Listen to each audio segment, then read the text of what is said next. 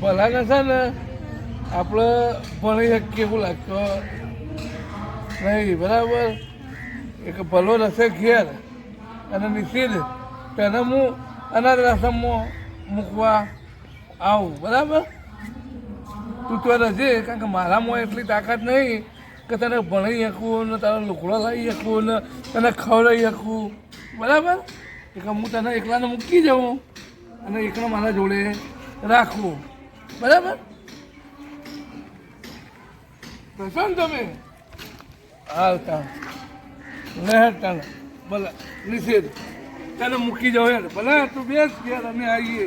હું નિશ્ચિતને મૂકીને આવું, નિશ્ચિતને મૂકી આવવા દે.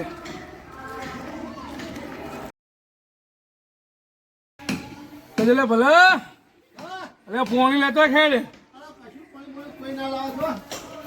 અરે કેમ આમ કરે આવ્યો? અરે મને ભણે ગણે મોટો કર્યો, બોલો આવ્યો છે હોમો પડ્યો.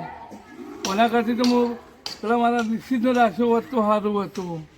આ માથા પડ્યો. આ મેં કીધું મોટો થઈને આવ્યો, મોટો થશે, મોટો થઈને મજૂરી કરશે.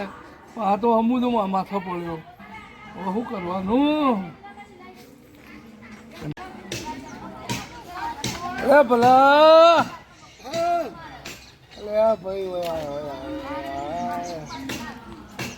બોલો બાપા. અરે મને લઈ જાય કે ભાઈ દવા ફોન લઈ જાય કે પણ મારા પાસે તો પૈસા નહીં.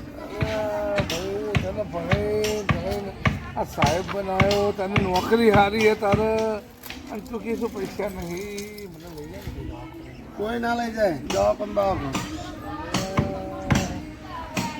લઈ જાવ ના. દવા પણ તમારું કરવું છે.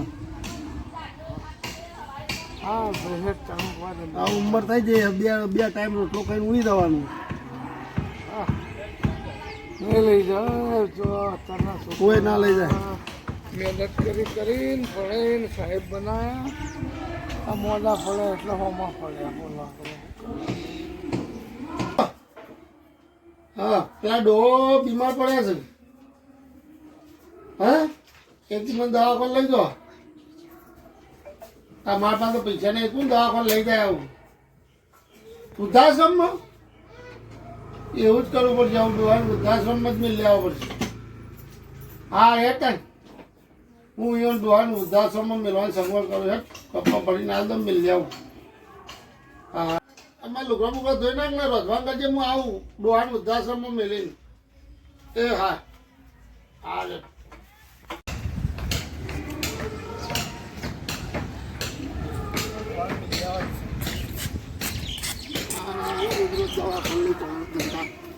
મને તો વૃદ્ધાશ્રમમાં મેળ આવું. હા ચાલો ચોકન ભાઈ. હા દવાખાને લઈ જાઓ બાબા. હા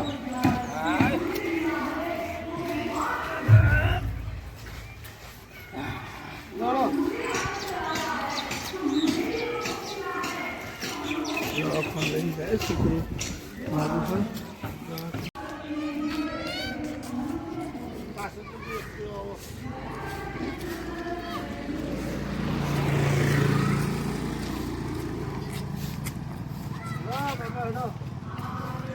ભલા કેટલા આખું છે દવાખાનું?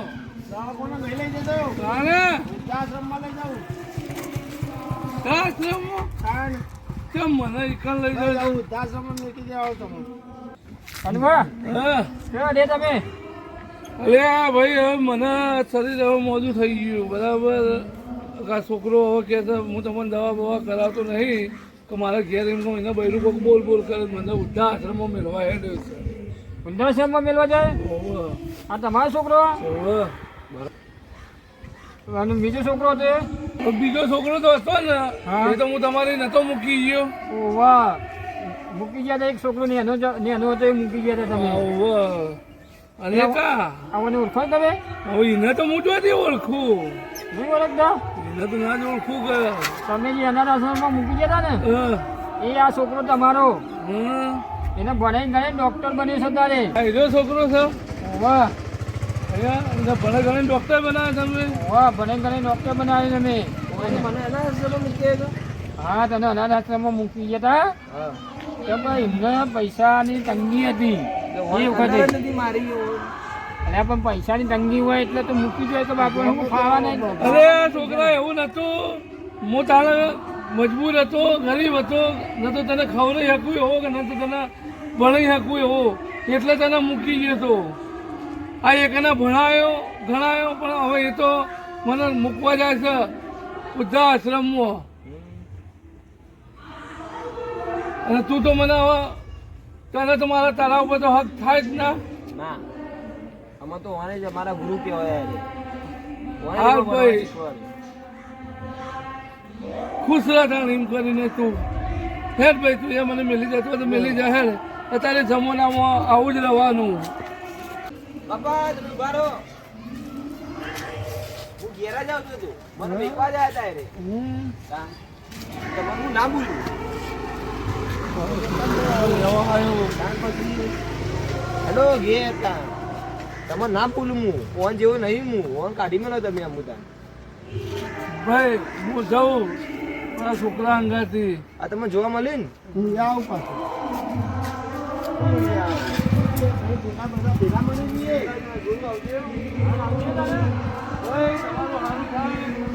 મારા છોકરાનો ઘણી ડોક્ટર બનાવ્યો, સારું તમે કર્યું. મૂકી ગયા તો અમારે તો સેવા જ કરવાની હોય. હા પણ હું એકલો જ પડતો જાઉં, તું આવી છે.